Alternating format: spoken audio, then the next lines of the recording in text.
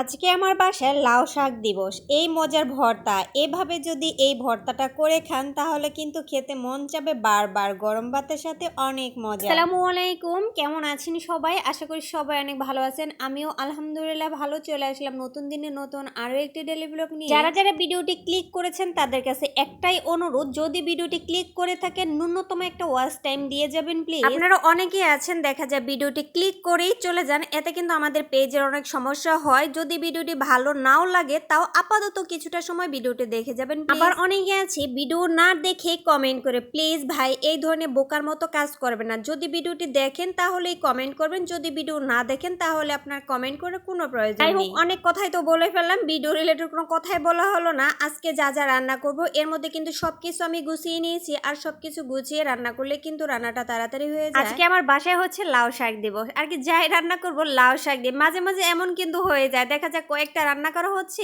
একই সবজি দিয়ে বা এক ধরনের শাক দিয়ে। এই তো এর মধ্যে কিন্তু আমি রান্না শুরু করে দিয়েছি। প্রথমে কিন্তু আমি শুটকি মাছের তরকারিটা রান্না করে নিব। এই জন্য এই তো দেখেন আমি শুটকি মাছের তরকারিটা কিন্তু বসিয়ে দিলাম। সব ধরনের মশলা দিয়ে মাছটা কষিয়ে নিচ্ছি। শুটকি মাছ পছন্দ করে না এমন মানুষ হয়তো বা কমই আছে, তাই না? বিশেষ করে মেয়েদের কিন্তু শুটকি মাছ বেশি পছন্দ। এই তো মশলার মাছ কষানোর পরে এখানে আমি দিয়ে দিলাম আলু আর বেগুন। আজকে মেন টার্গেট হচ্ছে আমি লাউ শাক দিয়ে শুটকি মাছ রান্না করব। তবে শুধু শাক দিয়ে রান্না করলে কেমন যেন তরকারিটা একটু ঝরঝর হয়ে যাবে। এই জন্য এখানে আমি আরো কয়েক রকমের সবজি অ্যাড করে দিলাম, যেমন আলু, বেগুন আর টমেটো। কয়েক রকমের সবজি দিয়ে শুটকি রান্না করলে কিন্তু একটু বেশি মজা হয়। আর লাউ শাক দিয়ে শুটকি মাছ কার কার পছন্দ অবশ্যই কমেন্ট করে জানিয়ে দিবেন। আমার তো বেশ পছন্দ, বেশ অনেকদিন পরে কিন্তু খেলাম।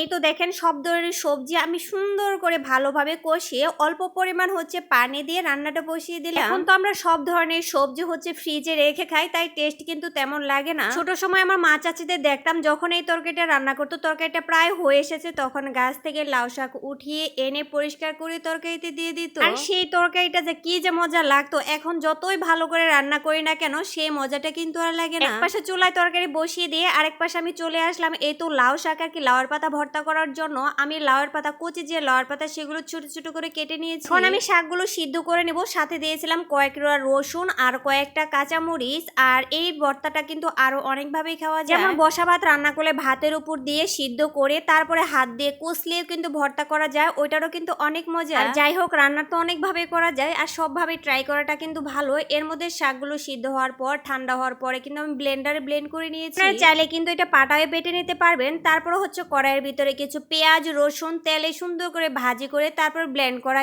এই তো লাউয়ের পাতাগুলো দিয়ে দিলাম। এখানে কিন্তু আমি ভাজিটা সরিষার তেল দিয়ে করে নিচ্ছি, কারণ যে কোনো ভর্তাতে সরিষার তেল মানেই অনেক মজা। আর পাতাটা সিদ্ধ করার সময় কিন্তু আমি লবণ দিয়েছিলাম, তারপরে টেস্ট করে আরেকটু লবণ কিন্তু আমি দিয়েছি। এই তো আমার ভর্তা রেডি, অনেক মজার। এখানেই বিদায় নিচ্ছি, আল্লাহ হাফেজ।